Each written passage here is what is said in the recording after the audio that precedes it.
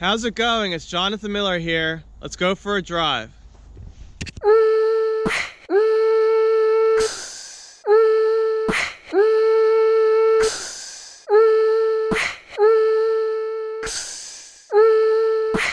It's a balmy 20 degrees here in Philadelphia. The sun's shining, the sky's blue, and we're going for a drive in the 2015 Volkswagen Golf GTI Mark 7 and the 2016 Golf R Mark 7.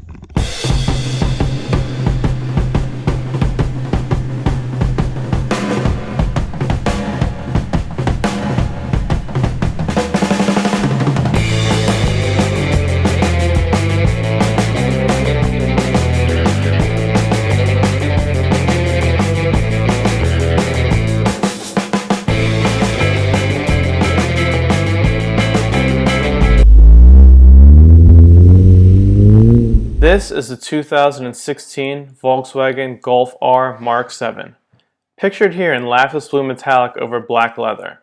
This car is equipped with a DSG dual clutch transmission and 4-motion all-wheel drive.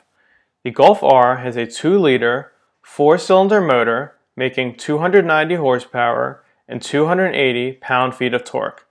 It will do 0 to 60 in about 5 seconds. The Golf R separates itself from the GTI with its 4-motion all-wheel drive system.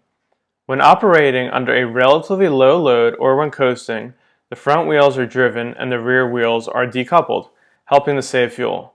However, the rear wheels can be engaged in fractions of a second when necessary via the Haldex coupling, which is activated by an electro-hydraulic oil pump. The amount of pressure applied to the clutch plates can be used to continuously vary the amount of torque going between the front and rear wheels, up to a maximum of 50% at the rear axle. This car is equipped with Michelin Pilot Alpine snow tires in the size 225/40/18.